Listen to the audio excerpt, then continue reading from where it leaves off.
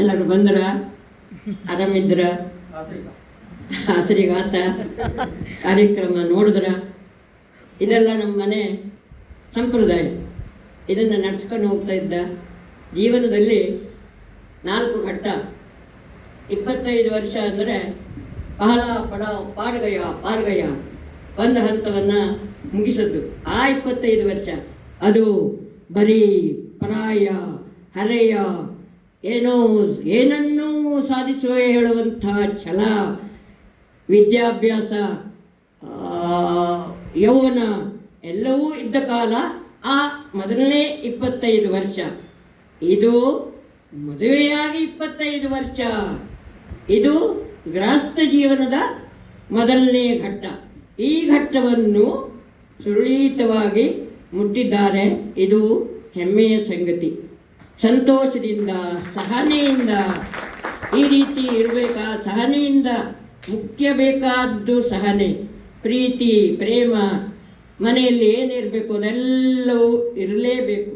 ಈಗ ನಾವೇನು ಸಾಧಿಸಿದ್ದೇವೆ ಅಂದರೆ ಸಮಾಜಕ್ಕೆ ಉತ್ತಮ 2 ಗಂಡು ಮಕ್ಕಳನ್ನು ಕೊಟ್ಟಿದ್ದೇವೆ. ಅದು ಮೊದಲನೆಯದು.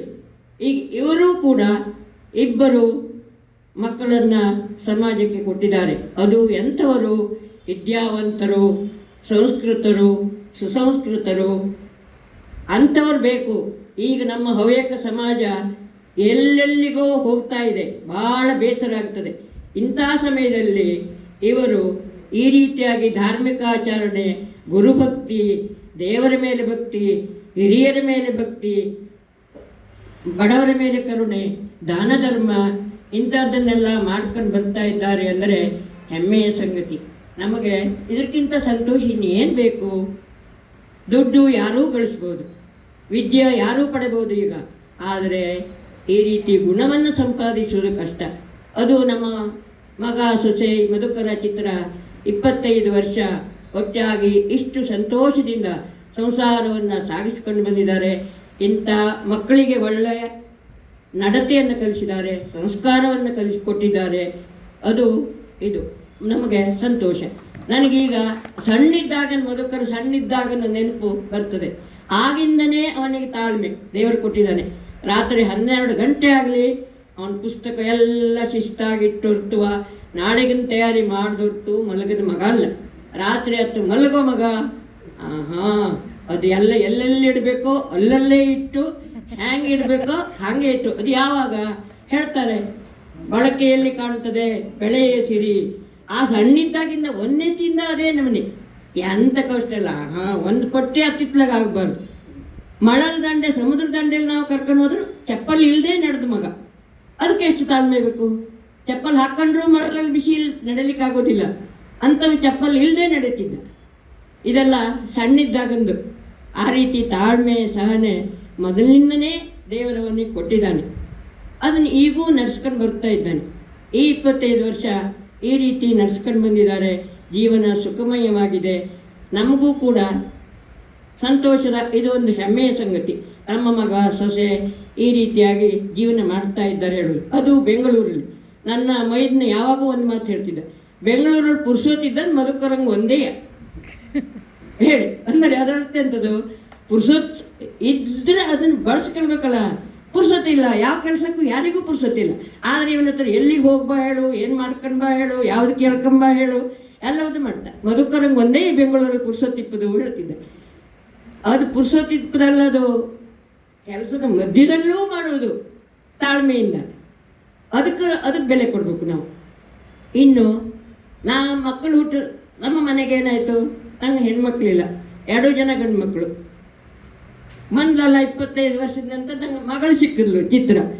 ಮದುವೆ ದಿವಸನೇ ನಾನು ಹೇಳಿದ್ದೆ, ನೋಡ್ಕೊಂಡು ಬಂದು ಕೂಡ ಹೇಳಿದ್ದೆ, ನನ್ನ ಮಗಳಿದ್ದರೆ ಹೆಂಗಿರ್ತಿದ್ಲೋ ಅದೇ ನಮ್ಮನಿದ್ದಾಳೆ. ಹೆಂಗಿದ್ದಾಳೆ ಎಲ್ಲರೂ ಕೇಳಿದ್ರು. ನನಗೊಂದು ಮಗಳಿದ್ದಿದ್ರೆ ಹಿಂಗೆ ಹೆಂಗಿರ್ತಿದ್ಲೋ ಅದೇ ನಮ್ಮನಿ ಇದ್ದಾಳೆ ಹೇಳಿದ್ದೆ. ನಾನು ಅವಳು ತಾಯಿಯಂತೆ ನಡ್ಕೊಂಡ್ಲು, ನಾನು ಮಗಳಂತೆ ನಡ್ಕೊಂಡೆ. ನಮ್ಮ ಮನೆಗೆ ಬೆಳಕಾಗಿ ಬಂದಳು ಚಿತ್ರ. ಮಧುಕರನ ಜೀವನದಲ್ಲಿ ಬಂದಳು ಚಿತ್ರ. ಸಂಗೀತಮಯ ಹಾಡು, ಸಂಗೀತ ಎಲ್ಲರನ್ನೂ ತಣಿಸುತ್ತದೆ, ಎಲ್ಲರನ್ನೂ ತೃಪ್ತಿಪಡಿಸುತ್ತದೆ. ಗಾನ ಸುಧೆಯಾಗಿ ಬಂದಳು, ಬೆಳಕಾಗಿ ಬಂದಳು. ನಂತರ ಮೊಮ್ಮಗಳು ಬಂದು 5 ವರ್ಷಕ್ಕೆ ಸುನೇತ್ರ, ನನಗೆ ಮತ್ತೆ ಒಂದು ಗರಿ ಬಂತು. ಅವಳು ಕೂಡ ಭಾಳ ಸುಶಿಕ್ಷಿತೆ ಆಗಿದ್ದಾಳೆ, ಸುಂದರಿಯಾಗಿದ್ದಾಳೆ. ಅದ ನಂತರ ಭಾಳ ಸಂತೋಷ, ನಮ್ಮ ಮನೆಯಲ್ಲಿ ಸಂತೋಷವೇ ತುಳುಕ್ತು ಹೇಳ್ತೇನೆ ನಾನು. ಎಲ್ಲ ಬದಿಗೂ ಕರ್ಕೊಂಡು ಹೋಗ್ತಿದ್ವಿ ಸಣ್ಣಿದ್ದಾಗ. ಅದ ನಂತರ ಶ್ರೀಧರ್ ಬಂದ 3 ವರ್ಷಕ್ಕೆ. ಎಲ್ಲ ಸಂಪನ್ನ ಆಯಿತು, ನಮ್ಮ ಜೀವನ ಸಂಪನ್ನ ಒಂದು ಹಂತದಲ್ಲಿ. ಎಲ್ಲೆಲ್ಲೋ ಹೋಗ್ತಿದ್ವಿ, ರಜೆಯಲ್ಲಿ ಎಲ್ಲ ಬದಿಗೂ ಬರ್ತಿದ್ವಿ, ಭಾಳ ಸಂತೋಷದಲ್ಲೇ ಕಳೆದ್ವಿ. ಈಗ ಬರುವುದಿಲ್ಲ, ಈಗ ರಜೆಯೇ ಇಲ್ಲ ಅವರಿಗೆ ರಜೆ ಇಲ್ಲ, ನಮಗೆ ಬರ್ಲಿಕ್ಕೆ ಆಗುವುದಿಲ್ಲ. ಆದರೂ ಬರ್ತೇವೆ. ದೇವರಿಗೆ ನಾನು ಕೃತಜ್ಞತೆ ಸಲ್ಲಿಸ್ತೇನೆ. ಯಾಕೆಂದರೆ ಇಷ್ಟು ಸಂತೋಷ ಸಂಸಾರವನ್ನು ಇಷ್ಟು ವರ್ಷ ಕೊಟ್ಟಿದ್ದಾನೆ ನಮ್ಮ ಮತ್ತು ಈಗ ಅವ್ರು ಕರೆದಾಗ ಬರುವಂಥ ಶಕ್ತಿ ನಮಗದೆಯಲ್ಲ, ಆರೋಗ್ಯ ಅದೆಯಲ್ಲ, ಅದು ಮುಖ್ಯ. ಈಗ ನಾವು ಅವರು ಕರೆದೆ ಅಂದರೆ ಮನೆಯವರು ಟ್ರೈನಲ್ಲಿ ಬಂದ್ವಿ, ನಾವು ಮಳೆ ಬಂತು, ಎಲ್ಲ ರೀತಿ ಸಹಿಸ್ಕೊಂಡು ಬಂದ್ವಿ. ದೇವರಿಗೆ ಕೃತಜ್ಞತೆ ಸಲ್ಲಿಸ್ತಾ ಇದ್ದೇನೆ ನಾನು. ಗುರು ಹಿರಿಯರ ಆಶೀರ್ವಾದ, ದೇವರ ಆಶೀರ್ವಾದ ಇದೆಲ್ಲವೂ ನಮ್ಮ ಕುಟುಂಬದ ಮೇಲೆ ಇರಲಿ. ಅವರು ಇನ್ನೂ ಕೂಡ ಒಳ್ಳೆಯ ಸಮಾಜಕ್ಕೆ ನಾವು ಕೊಡೋದೆಂಥದ್ದು, ಒಳ್ಳೆಯ ಮಕ್ಕಳನ್ನು ಕೊಟ್ಟರೆ ಸಮಾಜಕ್ಕೆ ಒಂದು ಆಸ್ತಿ ಕೊಟ್ಟಂತೆ. ನಾವು ಸುಸಂಸ್ಕೃತ ಮಕ್ಕಳನ್ನು ಕೊಡೋದೇ ಒಂದು ಆಸ್ತಿ ಸಮಾಜಕ್ಕೆ. ಈಗ ಎಂತೆಂಥ ಕಾಲ ಕೆಟ್ಟೋಗದೆ ಒಬ್ಬೊಬ್ಬರನ್ನು ನೋಡಿದ್ರೆ ಒಂದೊಂದು ಮನೆ ಕತೆ ಕೇಳಿದ್ರೆ ಕಣ್ಣಲ್ಲಿ ನೀರು ಬರ್ತದೆ. ಆದರೆ ಇವರು ಈ ರೀತಿಯಾಗಿ ಸಾಧಿಸ್ಕೊಂಡು ಬಂದಿದ್ದಾರಲ್ಲ, ಅದು ಹೆಮ್ಮೆಯ ಸಂಗತಿ.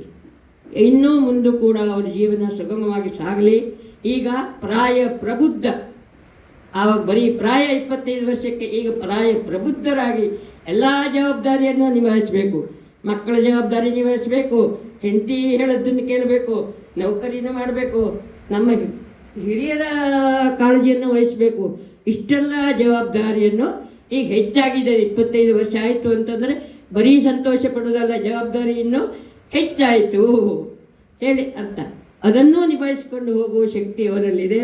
ಆ ಸಹನೆ ಶಕ್ತಿ ದೇವರವರಿಗೆ ಕೊಡಲಿ, ಅವರನ್ನು ಒಳ್ಳೆಯದಾಗಿಟ್ಟಲಿ. ನಾನು ಯಾವಾಗ ಕೇಳ್ಕೊಳ್ಳೋದು, ನನ್ನ ಮಕ್ಕಳು ಮೊಮ್ಮಕ್ಕಳು ಸುಖ ಸಂತೋಷ ನೆಮ್ಮದಿ ಆರೋಗ್ಯ ಐಶ್ವರ್ಯ ವಿದ್ಯಾ ಬುದ್ಧಿ ಎಲ್ಲದನ್ನು ಕೊಡು ಭಗವಂತ ಹೇಳಿ ಕೇಳ್ಕೊಳ್ತೇನೆ. ಎಲ್ಲರಿಗೂ ಒಳ್ಳೆಯದಾಗಲಿ. ಸರ್ವೇ ಜನ ಸುಖಿನೋ ಭವಂತು.